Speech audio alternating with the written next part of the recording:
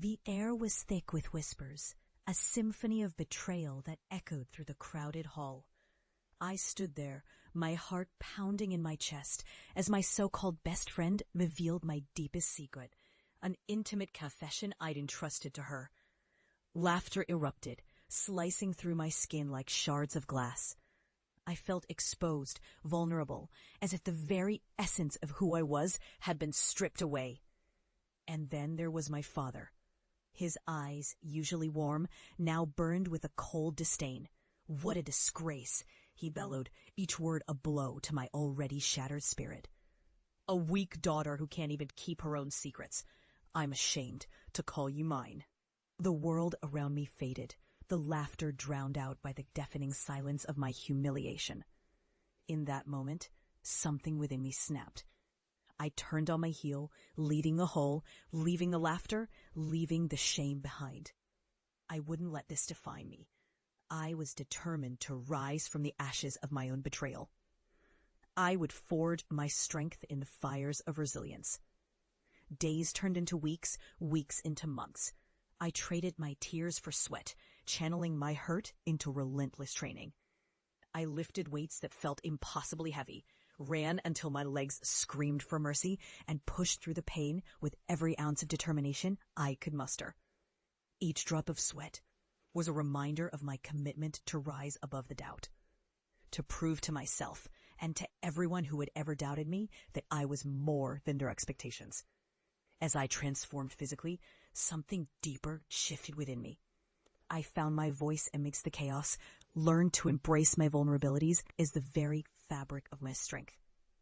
I was no longer the girl who cowered in shame. I was becoming a force to be reckoned with. Hours turned into late nights, and I honed my skills, mastering not just my body, but my mind.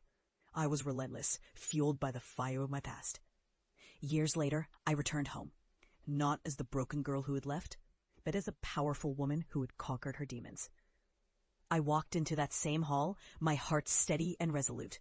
The whispers started again, but this time they were different. Eyes widened in disbelief, jaws dropped in awe. The girl they once mocked had transformed into a symbol of strength. And there he stood, my father, the same man who had belittled me in my moment of vulnerability, now watching with a mixture of confusion and fear.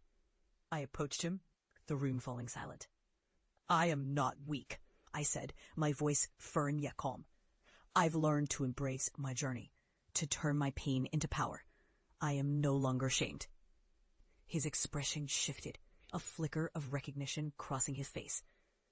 I could see it, the realization that I had risen against all odds.